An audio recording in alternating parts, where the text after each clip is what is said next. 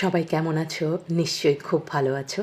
চলে এসেছি আজকে আরেকটা নতুন ব্রেকফাস্ট রেসিপি নিয়ে। আজকে কিন্তু এই সুজি দিয়েই ব্রেকফাস্টটা বানাবো। তবে সুজির সাথে কিন্তু অনেক কিছুই থাকবে। চলো দেখে নাও ব্রেকফাস্টে আমি কী দিলাম। একঘেয়ে ব্রেকফাস্ট খেতে কারোই ভালো লাগে না বলো? তাই একটু ঘুরিয়ে ফিরিয়ে যদি ব্রেকফাস্ট বানানো যায় তাহলে কিন্তু সবারই ভালো লাগে। এখন আমি নিয়ে নিলাম অনেকটা সুজি আর তার মধ্যে কিছুটা দই, তারপর দিয়ে দিলাম ধনের গুঁড়ো আর হচ্ছে চিলি ফ্লেক্স। আর এখানে নিয়েছি ক্যাপসিকাম কুচি, বিট কুচি আর হচ্ছে পেঁয়াজ কুচি। অ্যাকচুয়ালি গাজরটাও দেওয়ার ইচ্ছে ছিল, কিন্তু ঘরে গাজরটা শেষ হয়ে গেছে, তোমরা ইচ্ছে করলে দিতে পারো।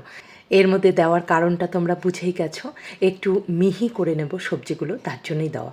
আমি এবার একটু কারি পাতা ঘরে ছিল, সেটাও কিন্তু দিয়ে দিয়েছি।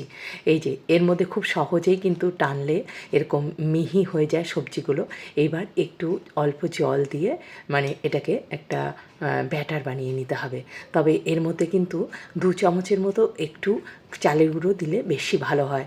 এবারে চাটনিটা একটু রেডি করে নিচ্ছি। কয়েক চামচ ফ্রেশ নারকেল কোড়া আর এই রসুন, লঙ্কা আর একটু আমি কারি পাতাও দিয়েছি।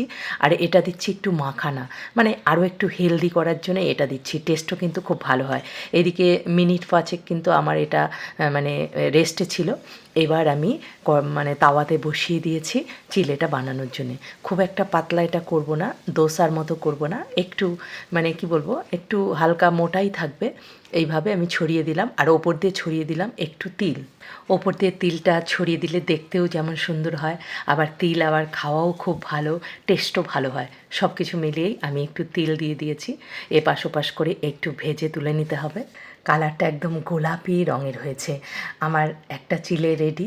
এবার আরেকটু আবার তেল একটু ছড়িয়ে নিয়ে আবার আরেকটা দিয়ে দিলাম। রেসিপি ভালো লাগলে একটা লাইক করবেন, একটা কমেন্ট করবেন, আর আপনি কোথা থেকে দেখছেন সেটাও জানাবেন।